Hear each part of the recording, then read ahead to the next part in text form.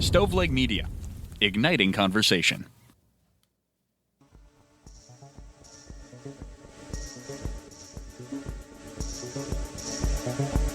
Welcome to True Crime to Go. What can I get for you? Is this Uber? I need a car. No, if you're not Uber, I'll steal a bus. I'll steal a bus and see my mom. Pull up to the second window and we'll see you next crime. Welcome to True Crime to Go. I am John, here with Jamie, and week 2 of being snowed in. Like, we're still snowed in. We're still snowed in. Have you ever been to a drive-through before? Because that was a little ranty. I don't think that's what you're supposed to do. Well, I have some pretty notorious dealings with our local McDonald's, and maybe I'm the problem. I've been saying that for weeks. Speaking of being the problem, at the end of our last True Crime Cast episode, we talked about serial killers having eyes above their ears. I mean, John is looking at me really funny, so I think we got some issues. You may want to go check out that conversation on our Richard McCoy episode if you haven't already. I have updated my security system. You do not have a key to my home anymore, so you'll need to you can just keep it because the locks have been updated. It was good while it lasted. All right, guys, we have a good one for you. And I want to say, Jamie, this one was recommended by a very special person to me, my great aunt, Pat. Okay. All right, Pat. Thanks. So apparently she found out we have a podcast and she's been binge listening to us, and she sent in a couple of recommendations, and Aunt Pat gets moved to the top of the list. Where's Pat been for the last 8 years? Well, Aunt Pat's here now, and she gave us a good one to look into. We're going to be talking about little Houdini. This guy is named Christopher Daniel Gay, and he's not the typical criminal that we talk about. There's no murders in this one, so Jamie, you're welcome. Woohoo. But there's no violent spree, but he did live a life that was very involved in theft and escapes from custody, and just a really bizarre crime that ended up capturing national attention at one point. And I'm interested to know if you remember this, but before we get there, let's just get a little background on this guy. So Christopher Daniel Gay, born in 1974 in Coffee County, Tennessee. Is there a better county name and a better place? They better produce some good grounds, I'll tell you that. Some beans. I would assume it's actually Maxwell House, if anything, but who knows? So he was later known in life, like I said, as Little Houdini.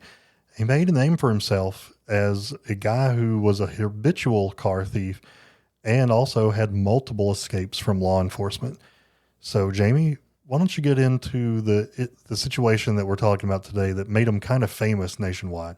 Yeah, so his infamous run didn't involve a masked robbery. It wasn't a bank heist. It wasn't a skyjacking like we talked about on our recent episode, but something much stranger.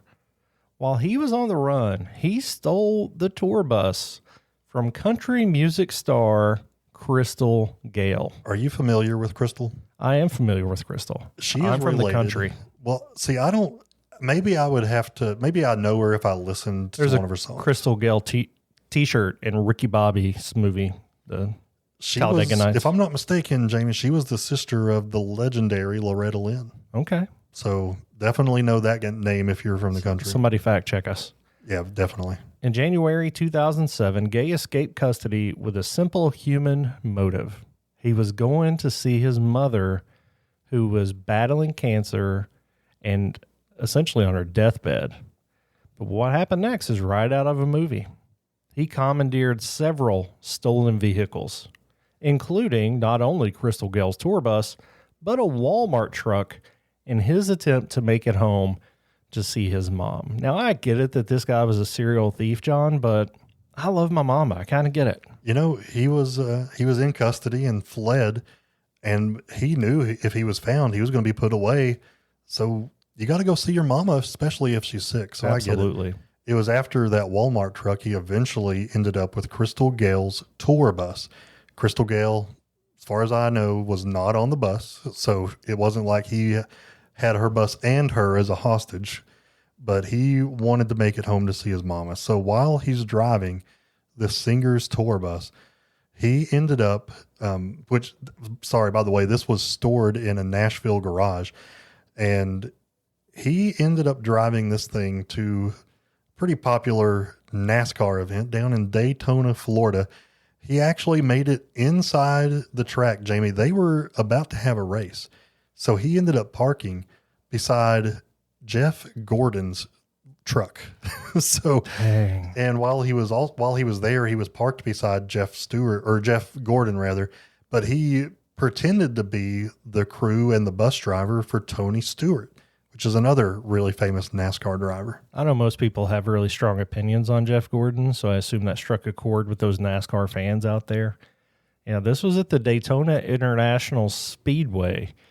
The bus eventually he was arrested while he was there, and the bus was returned undamaged, and nobody was hurt in this incident at all. Again, he was claiming to go home and see his dying mother, which, I mean, this is like some kind of twisted Lifetime movie, I feel like. I don't know the rest of his situation, but he earned his nickname Little Houdini because he got away from police so often. In 2009, he had another escape, this time from a police car transporting him in Georgia. Officers stopped at a restaurant when Gay freed himself from his restraints, ran onto the Kennesaw State University campus, and prompted a 2-hour lockdown while authorities searched for him. Always on the run.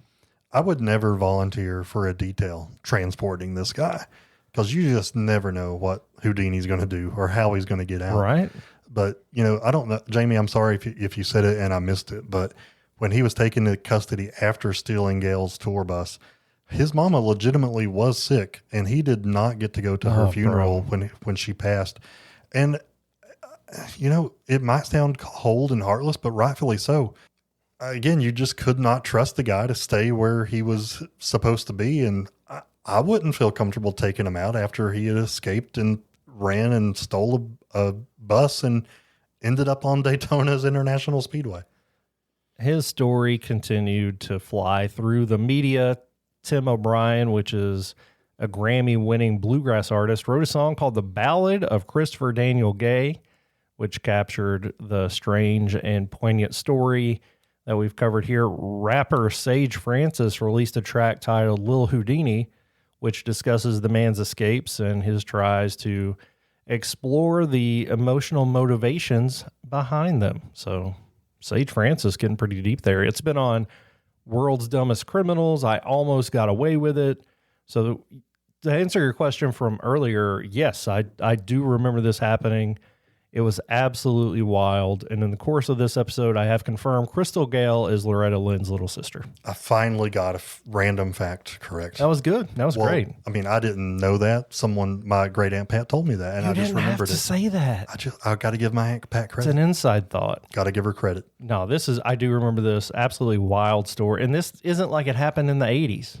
Now, I will say my Aunt Pat used to travel all the time to go to different NASCAR events. And I wonder, and I need to ask her, she might have been there. She might have been there, yeah. She might have got a ride with him. I don't know.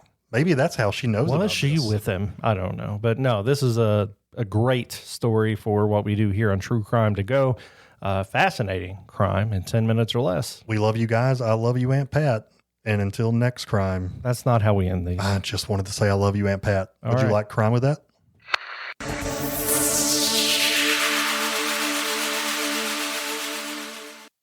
You've listened to True Crimecast, distributed by Stoveleg Media.